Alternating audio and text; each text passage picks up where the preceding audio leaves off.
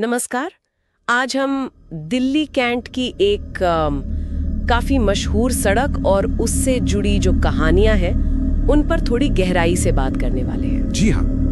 जो भी हमें आर्टिकल्स मिले या लोगों के अनुभव पढ़ने को मिले, हम कोशिश करेंगे कि उनमें से जो मुख्य बातें हैं वो समझें। बिल्कुल, और ये समझना कि ये किस्से इतने सालों से चल क्यों रहे हैं। हाँ, तो सबसे कॉमन बात जो हर जगह सुनने पढ़ने को मिलती है वो है दिल्ली कैंट की वो एक सड़क जो थोड़ी सुनसान बताई जाती है। हाँ। और वहाँ रात के टाइम सफेद साड़ी पहने एक औरत दिखती है। जी, यही सबसे प्रचलित वर्णन है। कहते हैं कि वो अचानक गाड़ी के सामने आ जाती है। हाँ, और ड्राइवरों को एकदम जोर से ब्रेक लगाना पड़ता है। बिल्कुल। और जो बात इसे और ज्यादा रहस्यमयी बनाती है वो ये है कि ये अनुभव सिर्फ आम लोगों के नहीं है। अच्छा। हाँ, कई जगह जिक्र है कि आर्मी के जवान, ट्रक ड्राइवर्स, यहाँ तक कि पुलिस वालों ने भी ऐसा कुछ महसूस किया है या देखा है। अरे बाप रे, मतलब अलग अलग तरह के लोगों ने एक ही चीज रिपोर्ट की है। ऐसा दावा किया जाता है। अब ये दावे कितने पुख्ता हैं ये कहना मुश्किल है। मतलब क्या ये सिर्फ सुनी सुनाई बातें हैं या कहीं दर्ज हैं, इस पर ज्यादा जानकारी नहीं मिलती है। ये बात तो है। अच्छा, और इन कहानियों में उस औरत के बर्ताव के बारे में क्या कहा जाता है? वो भी काफी अजीब बताया गया है ना? हाँ, वो काफी अजीब है।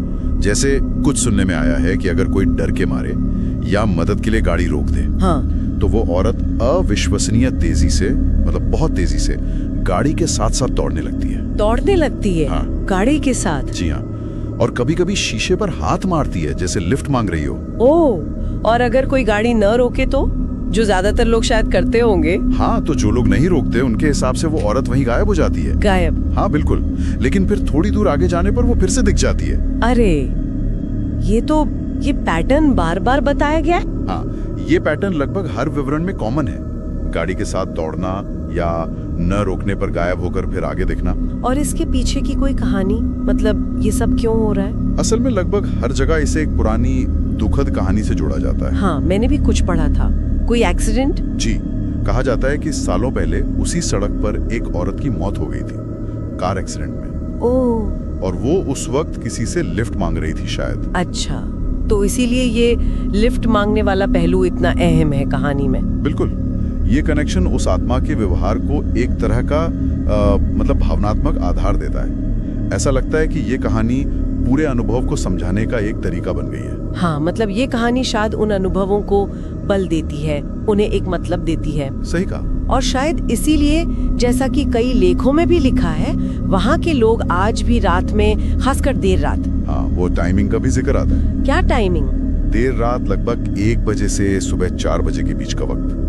कहते हैं इस दौरान वहाँ अकेले गाड़ी चलाने से बचना चाहिए। अच्छा, तो ये एक तरह की चेतावनी बन गई है वहाँ। बिल्कुल, और इसे भारत की सबसे डरावनी सड़क वाली कहानियों में गिना जाता है। हाँ, और लोग आज भी ऑनलाइन वगैरह अपने अनुभव शेयर करते रहते हैं ना। मैंने कुछ फोरम देखे थे। जी हाँ, ब्लॉग्स पर, फोरम्स पर आज भी लोग लिखते हैं अपने अनुभव या दूसरों के सुने हुए किस्से।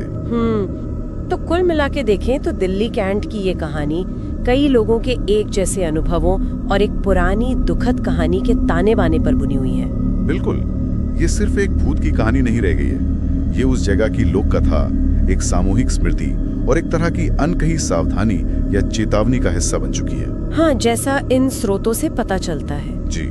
यहाँ एक सवाल मन में आता है इन सब बातों को सुनकर और पढ़कर, कि क्या ऐसी कहानियाँ जो किसी जगह से इतनी जुड़ जाती हैं, वो सिर्फ डर या रोमांच के लिए होती हैं, या फिर वो उस जगह से जुड़े किसी गहरे दुख, किसी अनसुलझे सवाल या शायद समाज की किसी चिंता का प्रतीक बन जाती हैं? ये सोचने वाली बात है। क्या ये कहानियां हमें उस जगह के इतिहास या वहां हुई किसी त्रासदी के बारे में कुछ बताती हैं, जिसे हम भूलना नहीं चाहते हैं?